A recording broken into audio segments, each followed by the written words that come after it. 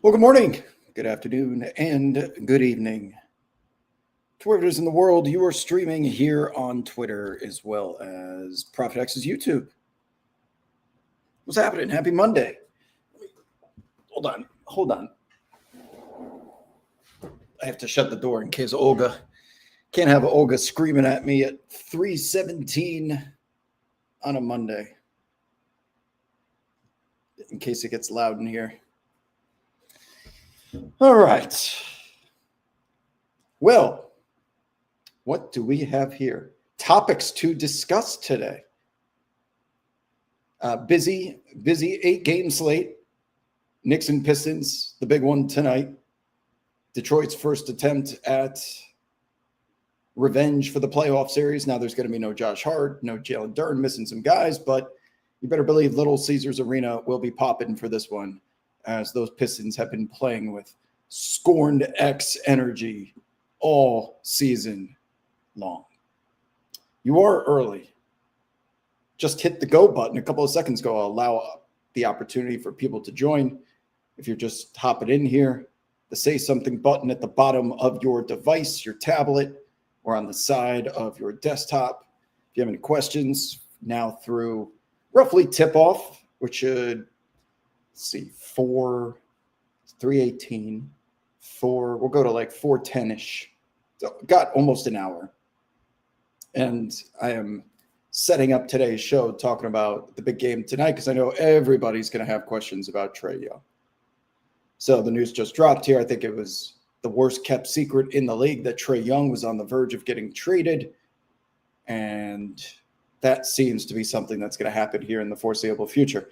Now let's discuss for a second, because why was this so obvious? We know that the Hawks have been playing pretty well without him. Jalen Johnson is ascending to be the cornerstone of this franchise. What else? Oh, Trae Young's did not come to terms on a contract extension with the Hawks, and you have to imagine he was asking for the max. Why wouldn't he? He's Trae Young. He's done all these things for Atlanta. But the team has kind of moved on, and the game has kind of moved on from Trae Young. Being these tiny little guards is just such a liability defensively that if you're not producing to the level of a Jalen Brunson or even a Luka Doncic, I know he's not tiny, but if you're not making up for your defensive effort with that offensive proficiency, then we're going to have a problem here, especially if you're one of the highest paid players on the team, and will be paid even more when the contract extension comes, which makes sense why we just got the report that Trae Young is likely to be traded here in the near future.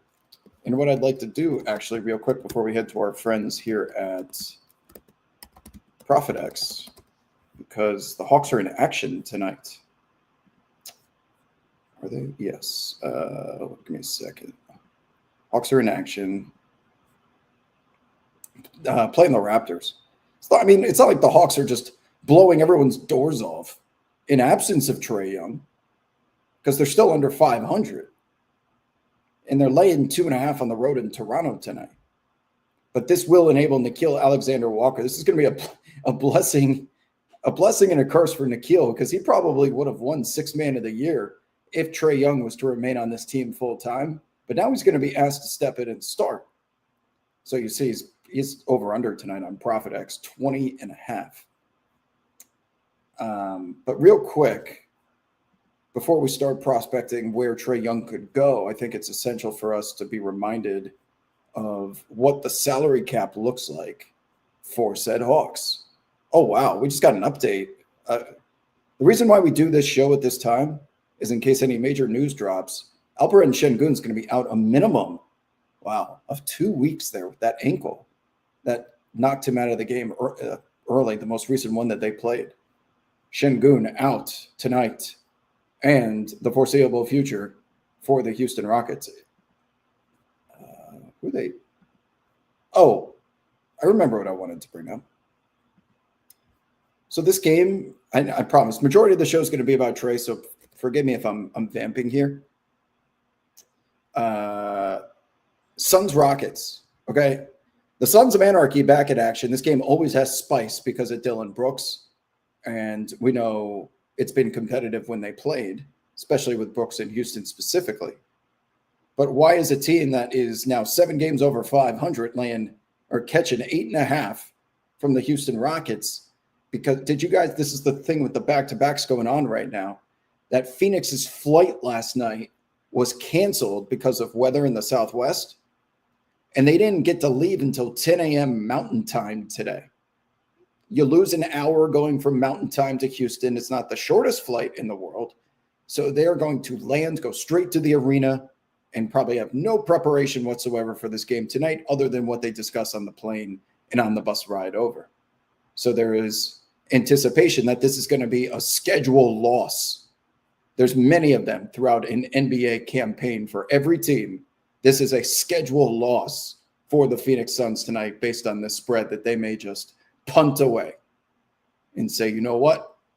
We're here so we don't get fined. We'll take our L, and then we'll get back to it after this is over. So that would be the explanation why you can get a number on ProfitX at -108 and +8.5 for a team that just beat the Oklahoma City Thunder about 16 hours ago. Now, I know what everyone wants to discuss, and we'll get to that here shortly. Let me read the chat in the comments, because this is meant to be an interactive program here with the Q&A. I Greenbergs is asking, where should Trey be traded to? We'll get to that in just a second. Was looking up Rod Boone. You came up first. What's up, Helwick? Good weekend of college footy. Brilliant Hoops is going on and on about James Dolan. He's lying. This is a lot of words, Brilliant Hoops. Let it all out. This is a safe place. Yes, the Pistons have injuries tonight, as do the Knicks. No Josh Hart. And the perimeter defense has suffered. Habino says Trae Young gets us the 9th pick, and he's never forgiven for his antics in the Garden. Okay. Are people implying that the Knicks should trade for Trae Young in the chat? I know that's not what you guys are saying. Schedule loss like Warriors Thunder. Y'all, that was horrendous. We talked about that on Friday real quick before we get to Trae, right? We talked about that. So I think it was official as we were doing this show. Kuminga, Jimmy Butler, Steph Curry, Draymond Green all ruled out Friday for the Warriors Thunder game. And that game's got a lot of history behind it. Steph has always had these big time matchups against the Thunder, and they sat every single starter practically, with the exception of, like, I don't know, Quentin Post, Moses Moody, whatever. And that game was over practically at the beginning of the second quarter, ended up being a 40-point blowout. Now, why were the Warriors not hit with a player participation policy violation? Because Jimmy Butler and Steph Curry both qualify for the exceptions. When you have that many years of service, there are exceptions that can be approved by the league in advance for second legs of back-to-backs when there is a concurrent nationally televised game, as there was Friday, Prime Video. But the Warriors also played Saturday against the Utah Jazz. All the guys returned, and they got their win. Why would we send our boys out there to play in a back-to-back when we know we're going to lose to the Thunder anyway? So we might as well just get killed, come back and guarantee victory against the Utah Jazz. We'll take our split, and we'll move on. And that's what happened with the Phoenix. I think is going to happen with the Phoenix Suns tonight. They got their victory at home against Oklahoma City. They're going to Houston on short rest. They didn't even get out until the morning. This is some of the problem with the NBA now, and why there's a domino effect causing all of these guys to be out because of all these back-to-back schedule losses.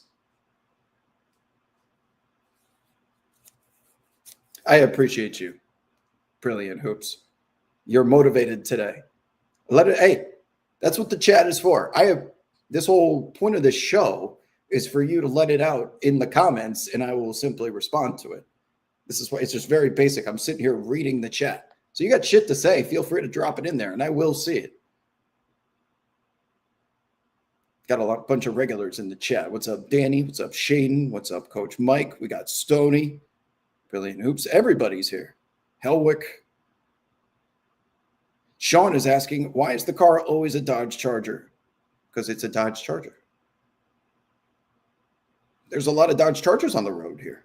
I don't know what to tell you. Not a player says Rudy's defense isn't being talked about enough this year. He was 40-1 for Defensive Player of the Year 3 weeks ago. Now he's 12-1. He's been elite. He's been elite at protecting the rim. I will give you that. He has once again, one of the best individual defensive percentages of protecting the rim, meaning when someone challenges him in the restricted area, the opponent's field goal percentage is the lowest or close to the lowest in the NBA. Also, Isaiah Stewart, Victor Wembanyama, and Chet Holmgren are in that category too. He is elite still in that regard. Now, I would not trust Rudy Gobert to be out on an island defending Luka Doncic or some of these guards. I don't think his defensive prowess carries the same weight when he leaves the comfort zone of the paint. He can be dragged into the deep end of the pool, and I think that's why he probably won't end up winning Defensive Player of the Year. That's got to go to someone from OKC or potentially Amen Thompson, I would think, because Wemby's probably not going to qualify. He's missed a couple more games. Well, there's another good one. Hornets History is asking, do the Warriors trade Draymond and other salary? For Trae? No. For Trae, probably not. Even though the math on that could work.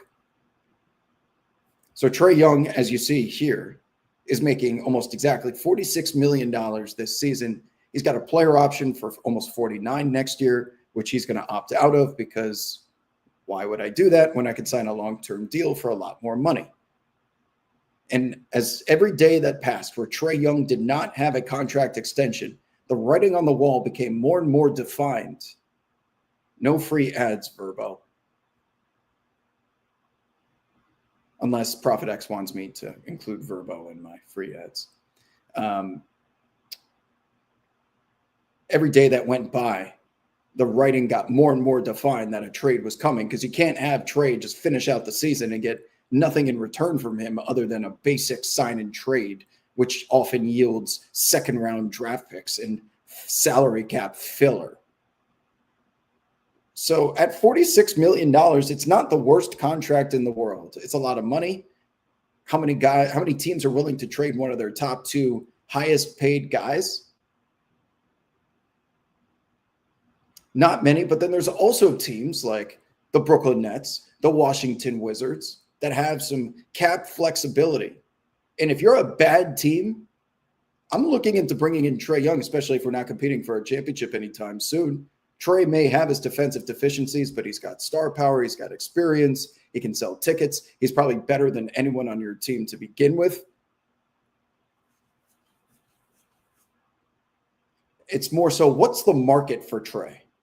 How much of an asset will he be viewed as, even if the team is willing to give him a multi-year contract extension? I do not believe that Trae Young and Anthony Davis are going to carry the market value which they did last year or potentially the year before.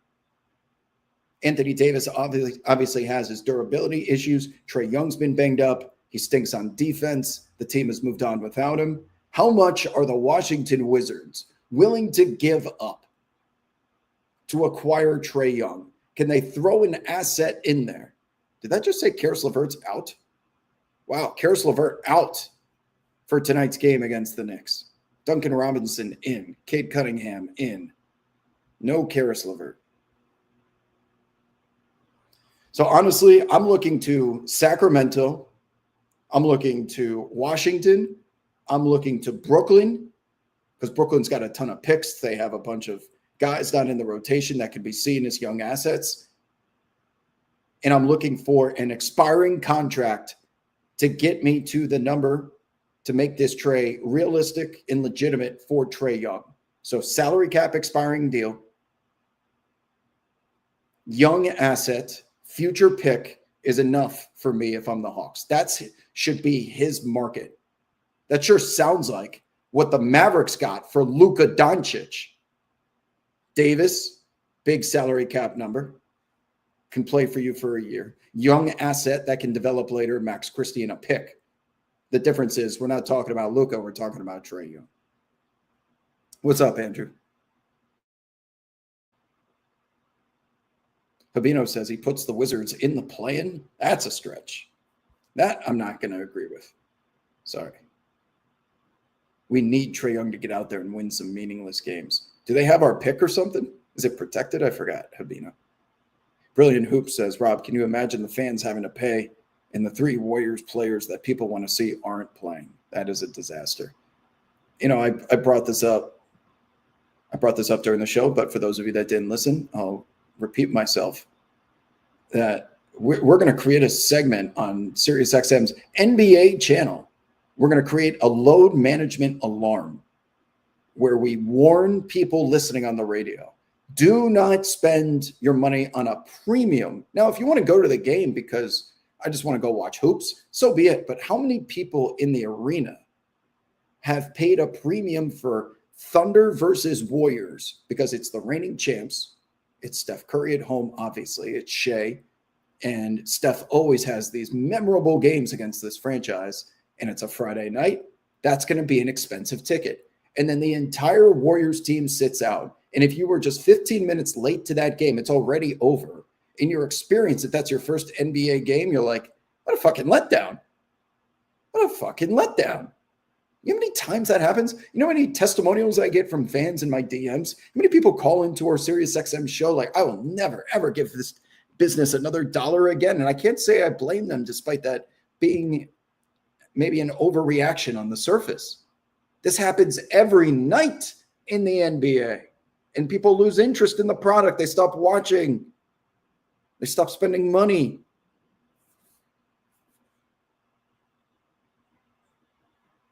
Danny, I see you in the chat. What's good? Game of the night asks Dylan. You know what it is already. It's the Knicks. It's the Pistons. Let me pull this up. It's the Knicks and the Pistons. It's revenge time. Pistons fans have been winding up for this one for a while. It's practically a coin flip. Knicks 1-point favorites here on ProfitX, but I've seen sites, other shops that have +1.5, -1. But here at ProfitX, you can even choose, by the way, if you want to take 1.5. Knicks +1.5 at -123, or Knicks -1 at -104. This is a coin flip game. It's going to come down likely to the fourth quarter. The Knicks have everyone but Josh Hart available. The Pistons side, they're going to be missing Karis LeVert and Jalen Duren. This is fixed bayonets. Sound the trumpets. We are charging the trench type of game. Coach Mike says, I just got a cat a few weeks ago. I might change her name to Trey if he gets traded. Why? Does that mean you want to trade the cat too?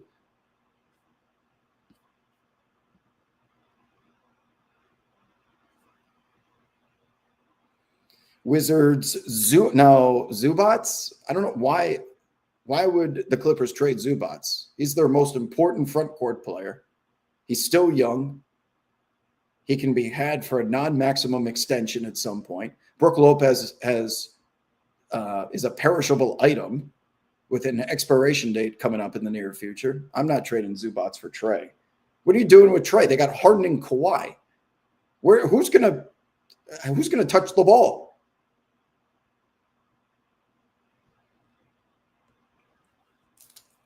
I don't see Anthony Davis for Trae Young because that means Trae goes to Dallas. What's the point of having Trae in Dallas when you got Kyrie coming back? You got other guys that you're trying to develop in that backcourt. All Trae Young is going to do is siphon away their usage. To me, there's 3 teams: Brooklyn, Washington, Sacramento. And it's just Sacramento because if anything shiny becomes available, they just want to touch it no matter what it costs. They are the absolute worst. Every time their season starts to suck and there's a disgruntled star, what do we need? What do we need to trade to go get him? You already did this shit with Halliburton.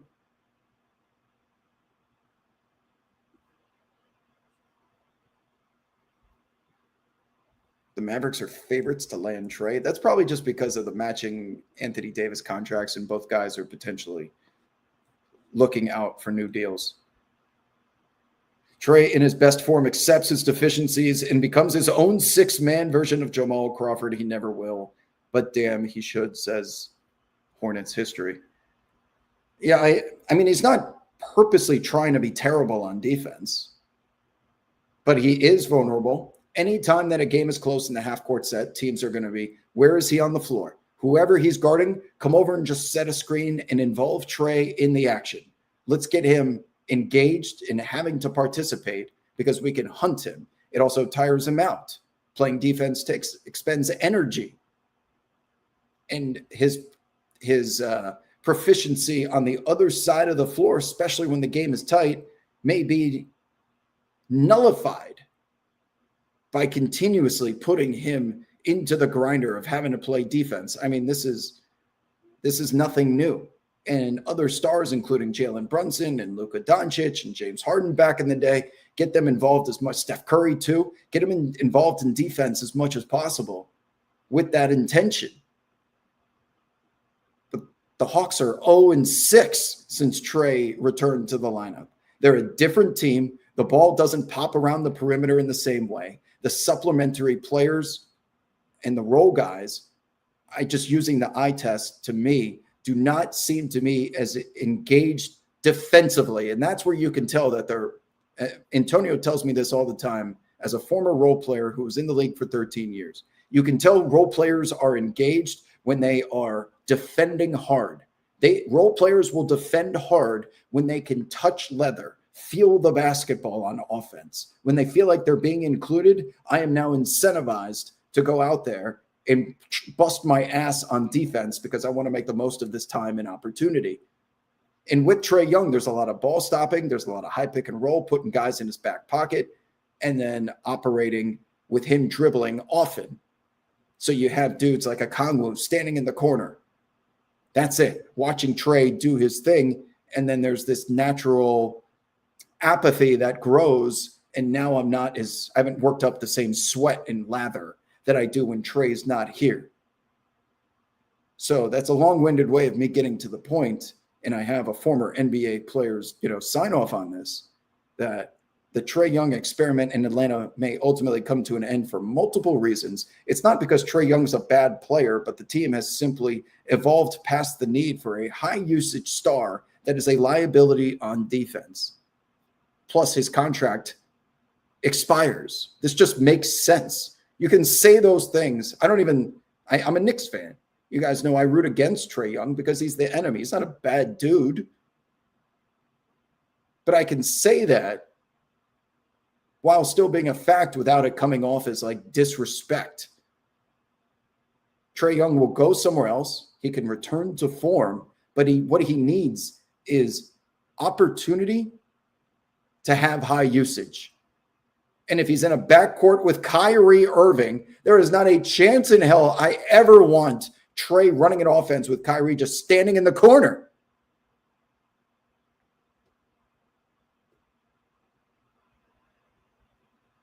Not a player pod in the chat is continuing to fight for Rudy Gobert, saying he allowed 0.73 points per possession in isolation last year. Think about that. Wow. There's a reason the Lakers stopped attacking him in switches after game 2 as well. Okay, fair. I still feel like I have a mismatch if he's at the 3-point line, but he can be. I commend his efforts all of this time. He didn't win all of those awards by accident, but I would definitely be trying to get him onto a mismatch in the deep end of the pool if I have a speedy guard.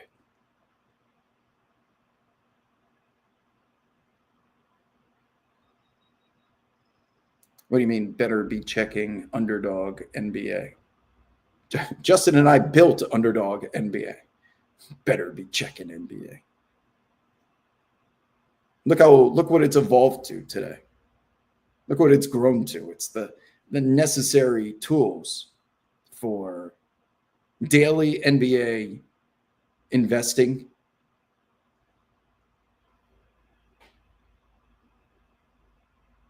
It's mostly, there's just a couple of guys responsible for aggregating, tweeting, reporting, whatever you name it. That's a very small team which built up those accounts while we did our separate shows. I was doing the YouTube side, and then I was retweeting Underdog NBA like every day to get people to start engaging with it. Now it's grown into this monster. It probably does more engagement than my own damn feed. Helwick asks, what do the Suns need to advance around? They need a favorable matchup.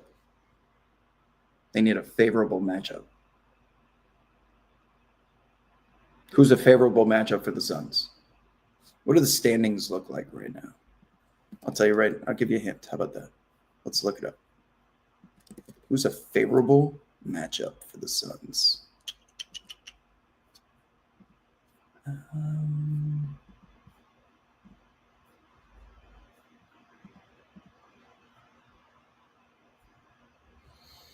Suns are in, 21-14 is 7th place. Okay, Golden State would be a favorable matchup. Not Minnesota. They got too much size. Houston, potentially, just because of Dillon Brooks factor. Oh, man. No. They don't have anyone for Jokic. The Lakers, absolutely. Brooks, LeBron, and there's not that. And DeAndre Ayton is not enough of an influence to expose any lack of size in the front court. Okay, so my answer to you, Helwick, is Lakers and Warriors are the most optimal matchups for the Suns if they were to play in a playoff series. If they play against anyone else, they're going to lose.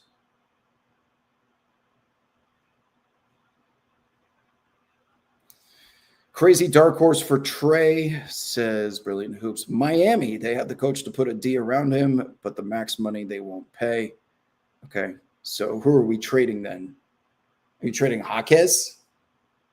What asset are you moving? You're not trading Kel'el Ware. That could be the next Victor Wembanyama. So who's the asset? Not trading Bam. Is it Tyler Hero? You trading Tyler Hero and some picks? I don't know.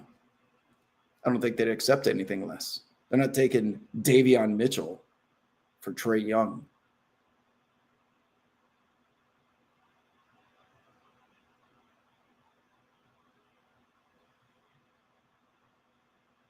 Sean says, Rob, what do you think of the idea of Clay to the Spurs for an expiring contract for additional three-point shooting and veteran leadership? I don't think they need any additional three. Between Champagnie and Vassell, I don't think they need to. So who are they trading away? Keldon? Keldon might be in the running for sixth man of the year. I'm not touching that team. There's nothing about that. They have depth behind Victor Wembanyama with Luke Cornett. And Kelly Olynyk on that team too. The Suns feast on half-court offenses, because they lock in and entrench themselves. Golden State, the Clippers. Clippers are so slow. So who else? Oh, the Lakers. Mostly slow, yeah. If I'm the Spurs, I'm not even – it's at the point now I don't even know if I would want Giannis because of what it would take to get him. You would have to send Harper. You'd have to send Harper, Barnes, or Keldon and picks and man – I got this team that I think is taking the steps to becoming the next Oklahoma City. They're on that 3-year plan. The first one, remember the first year of OKC, they just qualify as the 10 seed in the West. They lost to the play-in tournament. The year before that, they were historically terrible. Then they ended up losing that series to the Dallas Mavericks as a top seed. That's kind of where they're at right now. Like the Spurs may finish in the 2 or the 3 and have a second round flame out. And then they come back the next year and they're just stamped for the next half decade as the team to beat in the West. And having them in Oklahoma City and now Houston too, obviously, seems like the Spurs are on that plan.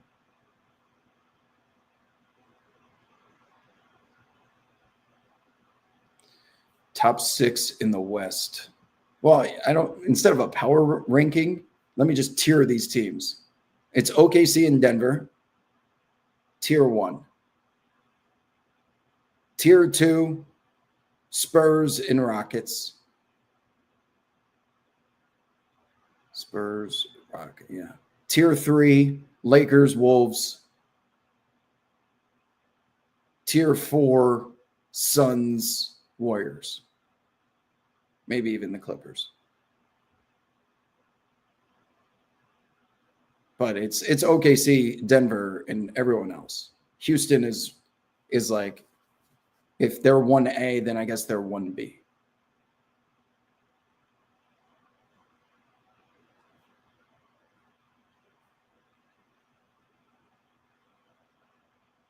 What's up, Carly?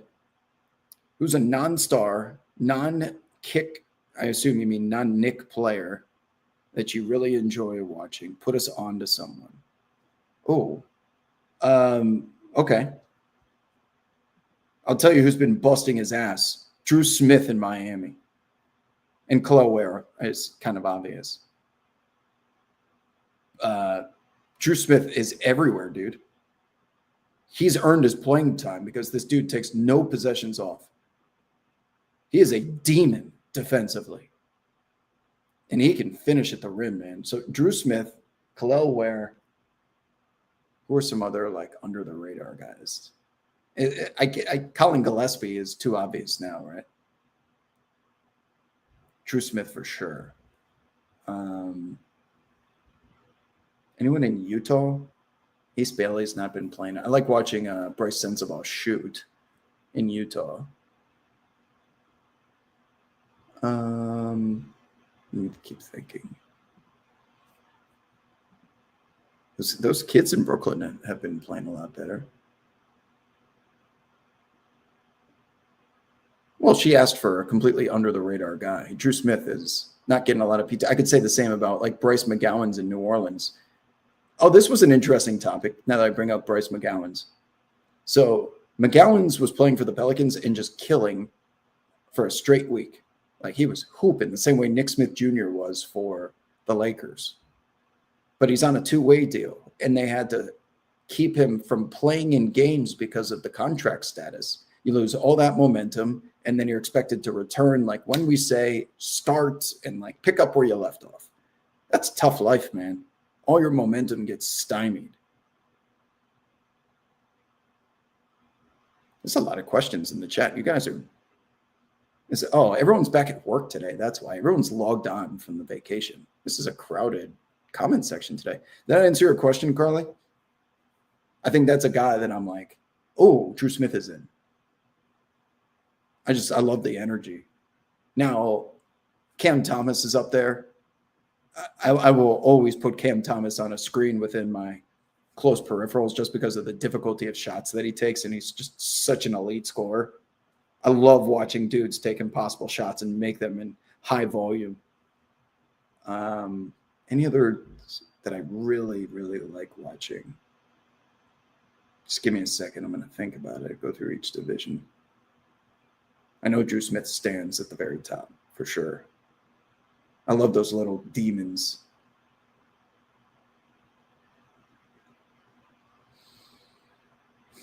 That's it for now. But this, you're right. This year, there's no like Facu Campazzo. Like when he's in, it's stop it. No Yuki. Where's Yuki Kawamura? I think that's the type of player you're looking for. Like, who's that guy? Who's the Boban that when he's in, I drop everything. He's coming in. Who's Taco Fall? Because Drew Smith isn't that type of player.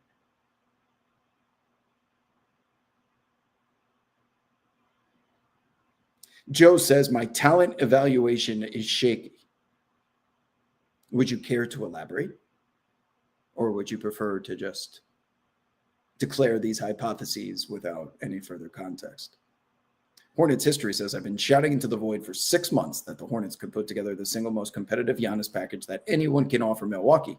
I swear I could see Jeff Peterson taking that swing before they pay Brandon Miller this offseason. Interesting. And they can add the cap before Brandon extends. Even if they're in the apron, they'll still have Brandon's bird rights. They can make it happen. I don't hate it. But is Giannis going to sign an extension with the Charlotte Hornets? That's the only problem here. Are you trying to force him to do that because he doesn't want to give it the same way that Cleveland traded for Donovan Mitchell when he wasn't on the list? The same way that Jimmy Butler got traded to Golden State when he said, trade me to Phoenix, trade me to Phoenix, trade me to Phoenix. And he still signed an extension with Golden State anyway. I guess you're hoping the same still applies to Giannis and he won't just walk.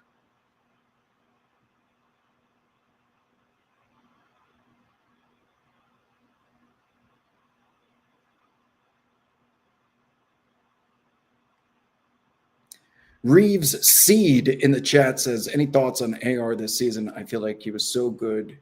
He was helping to overshadow the serious flaws with the Lakers roster. So if you guys just go look at all the games that Austin Reeves has played with one, not both, only one of LeBron and Luka, meaning one of those two is out. His usage, his efficiency is night and day versus those lineups that overlap concurrently with the other two. Because unfortunately, he's not on the ball as much. And when Austin has high usage, he's been amazing. He has some of his best games. The one last year against Denver, they almost won that game when Austin Reeves went fucking nuclear. And he was the only guy on the floors that was like a mainstay in the rotation. Every time the Lakers are missing one of their stars, Reeves has filled in seamlessly. The problem is if they're fully healthy, the three of them are going to be on the floor to start the game and end the game. Where does Austin Reeves stand that he's not just a catch and shoot guy, that he's not a gargoyle?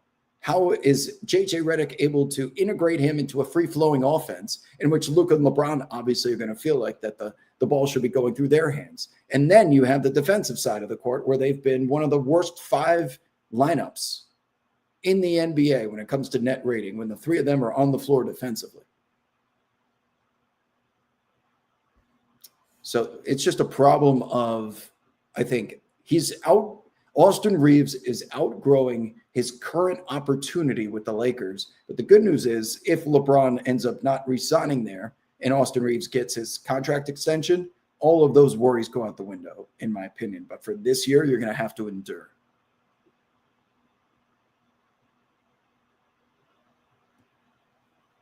Some of those memes with Brilliant Hoops is talking about unelected dictator Nicolas Maduro. Some of those memes with P. Diddy about oil, too much. My group chat was as popping as it's with my friends from home as it's ever been because of all those damn memes.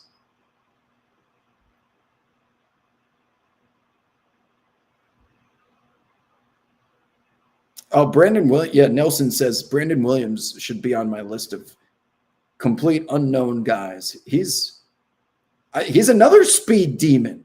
He's a demon. Drew Smith and Brandon Williams are two little demons that if you're not paying attention or treating with care, they will get to the rim on you every single time. Helwick, I did a whole segment on this on the show.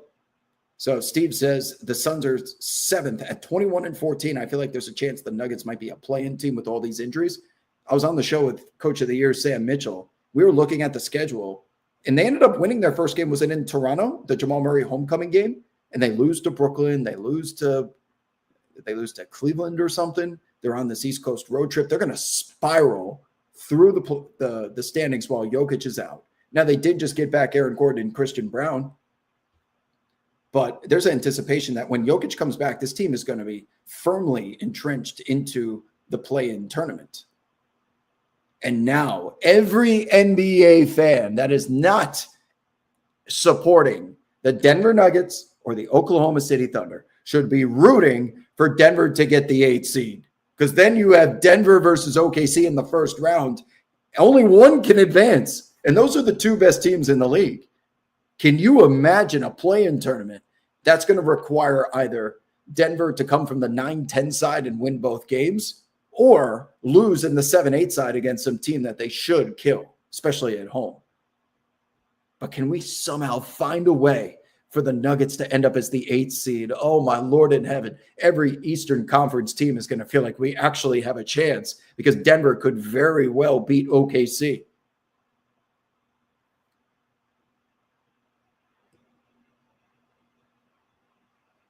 You think I overrate Knicks players a little, but it's an understandable bias. Which player? What player? OG Anunoby? You need to pick the player because I can defend them without bias included. OG is going to be a first-team all defense. Mitchell Robinson. I don't need to elaborate. You know where I stand on him. Karl Anthony Towns is different this year because he's been attacking the rim a lot more as opposed to settling for three-point jump shots. Brunson is Brunson. Mikal Bridges had some of our biggest moments in the playoffs. He hits game-winning shots. He can defend. He's been moving around a lot more in Mike Brown's offense. Josh Hart is the best intangibles, dirty work guy in the East. If anything, it's more than just the bench with Yabu and Jordan Clarkson, but Deuce McBride's hitting big shots for us, especially threes. Vegan Barbie has re-entered the chat just to say Kawhi. Are you drinking Vegan Barbie? I know you have a very strict diet, but have you been drinking Kool-Aid? I thought vegans aren't supposed to drink sugar and alcohol. Kawhi and the Clippers, we're not doing this, even though they've been playing some better basketball. They got waxed by the Celtics, who, by the way, putting up nearly 150 points. This was not against the Miami Heat. This was not against the Pelicans or the Bulls or one of these teams that plays fast. The Clippers are one of the slowest teams in the entire association, and to drop 146 on them is some incredible efficiency. So the Clippers had themselves a little winning streak that has been brought back down to earth. And let's say the season ended today and Shai Gilgeous-Alexander fell off of planet Earth and was not eligible to be considered for the MVP with Jokic out and Wemby out. Who wins MVP? The names are Jaylen Brown, Jalen Brunson, Cade Cunningham, Luka Doncic. That's who could potentially win MVP.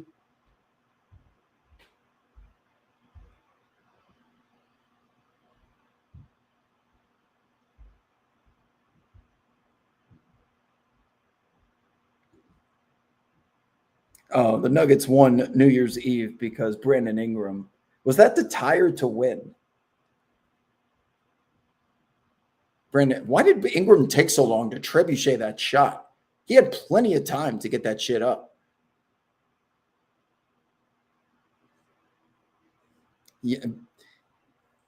Vegan Barbie. Kawhi has been incredible. I was hoping he broke the consecutive free throw record, which was starting to get somewhat close. He's shooting, 95% from the line. He's had multiple 35-plus point games.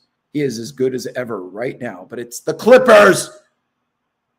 It's the Clippers. I'm not doing this shit again. It's the Clippers. Something will go wrong.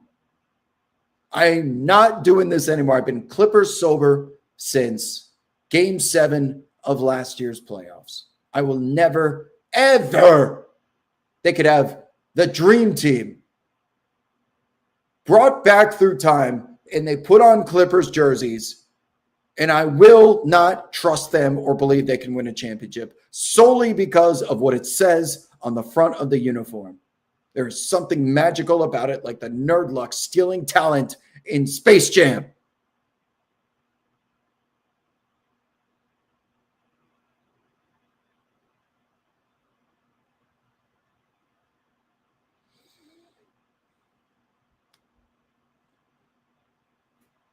JB is balling his ass off. Yes. I wonder if Jaylen Brown performing at this level is going to expedite Jason Tatum's return. And he feels like, holy shit, we might be able to win the Eastern Conference if I come back. Because they're still shooting the same amount of threes that they did last year, but no one's paying it the same attention because they stripped down for parts after they won the championship. But they're still efficient as hell. They have names contributing that no one outside of Boston probably recognizes. Jaylen Brown's going bonkers. And I'm not inside of Jason Tatum's body, so I don't know what the little alien like in Men in Black is doing up there.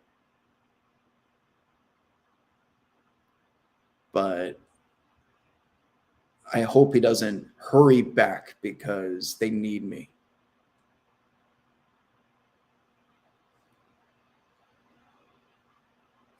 Hornets history says, my last thought on Giannis re-signing in Charlotte as he played under Charles Lee while Lee was still in Milwaukee. He'll have a coach connection. That, of course, that makes sense. But listen, the Knicks once hired Royale Ivey to be on their coaching staff, a Texas player, one of Kevin Durant's best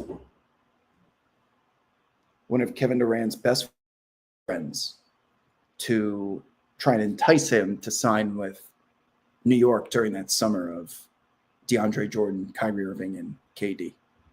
Didn't happen. So I'm just a little suspicious, that's all.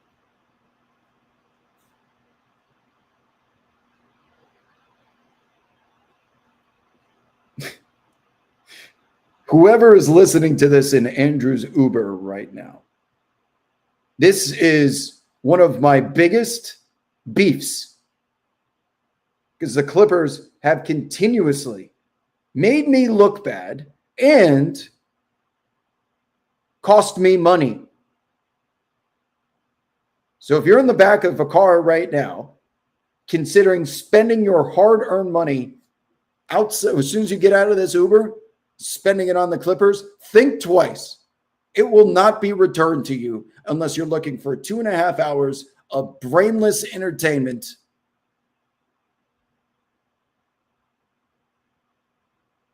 And don't let vegan Barbie in the chat convince you otherwise. We will not, the only parade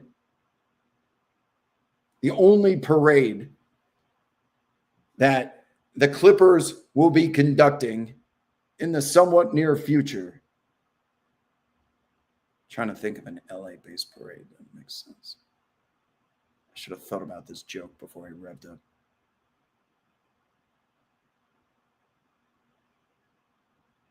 I'll think of the punchline in a minute. I'm too flustered.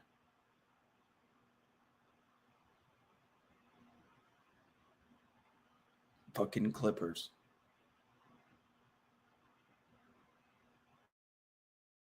How do people like that team? How do people go all the way to Inglewood to watch that team play? Why don't they move the team to San Diego? They'll embrace them down there. They're practically from San Diego anyway. Kawhi's from down there. Why?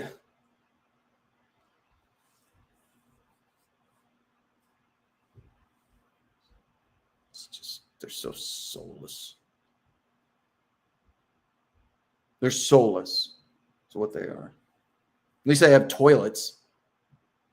You want toilets, go to the Clippers games. You got to pee, go buy a Clippers ticket. You know why? Because that Clippers ticket will probably cost you less than those restaurants that make you buy something to use the bathroom.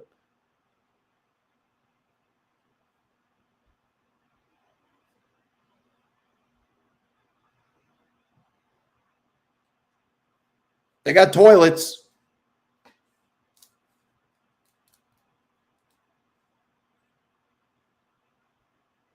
I have a lot of people, I have allies that work there too.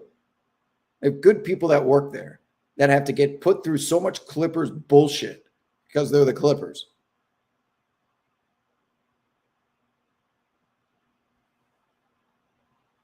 You get to claim both LA and San Diego. You ain't claiming shit in LA. You know how diverse this city is? Every walk of life lives here, similar to New York City. There are so many different religions. There are Christians, there are Jews, there are Muslims, there's Hindu, there's Buddhism, there's Shinto, you name it. There's a church or something, a facility for it here. Everyone has different cultures, different areas they live in. But you know what they all share? Dodgers and Lakers. Dodgers and Lakers. It's the universal religion of Los Angeles. Everybody rallies around those two teams. Everyone else is irrelevant. Even when the Kings are on a Stanley Cup run, people will start paying attention after they beat the Blackhawks in the conference finals. You don't claim shit. You claim toilets.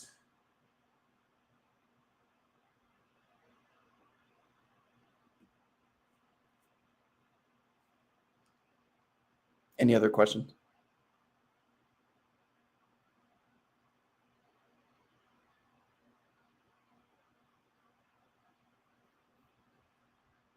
I hope this Uber ride is going well.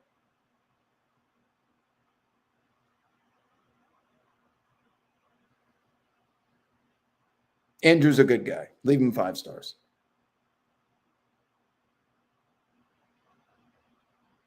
Did you force this upon him? Don't answer because you're driving. Did you make him listen to this through the speakers of the car?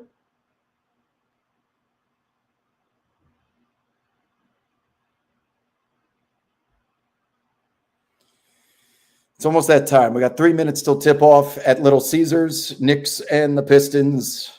Trae Young's going to get traded. Anything else? Oh, Snoop Dogg's on the call for, 3 NBC games tonight. 3, and one's going to overlap. It's Sixers and Nuggets that's going to overlap with Clippers, Warriors in the nightcap, with Pistons, Knicks leading us off.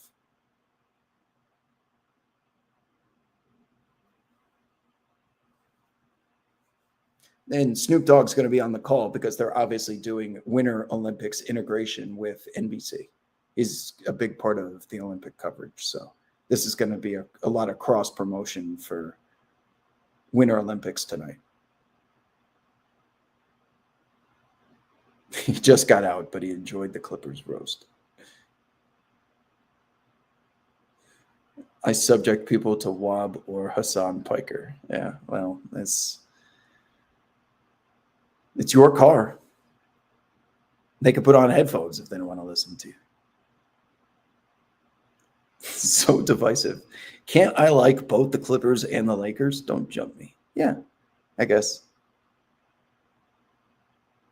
You can like whatever you want, vegan Barbie.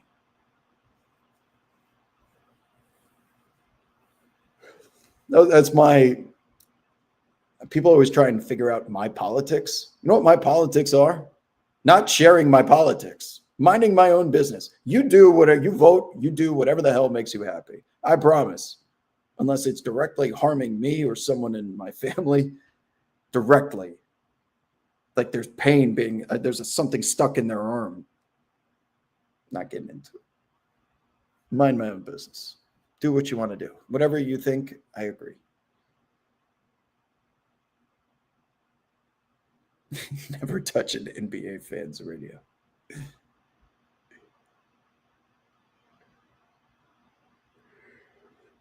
There's a lot of, Joe, there's a lot of ways to get Peacock. If you have Instacart, if you pay for an Instacart subscription, if you get your groceries delivered, free Peacock. Kill 2 birds with 1 stone. I have free Peacock because of Instacart. There's other partnerships too. I think if you have Hulu or something, I don't know. Yes, thank you. Vegan Barbie liking the Lakers and Clippers is like her vegan food and barbecue. Right. Thank you. Some sense.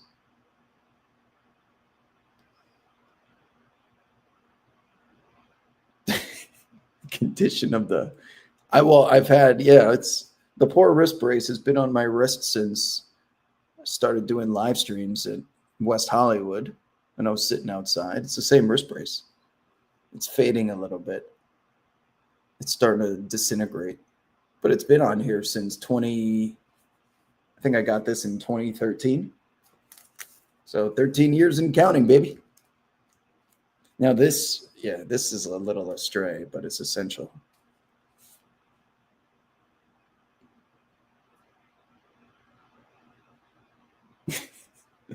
How hot is that? A 13-year wrist brace. How am I supposed to wash it if it never comes off?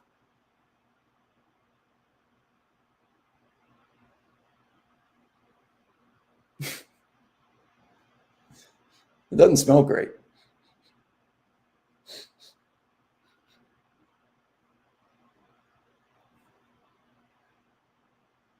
Just wash my hands after. It's tough to wash my hands because then it trickles down.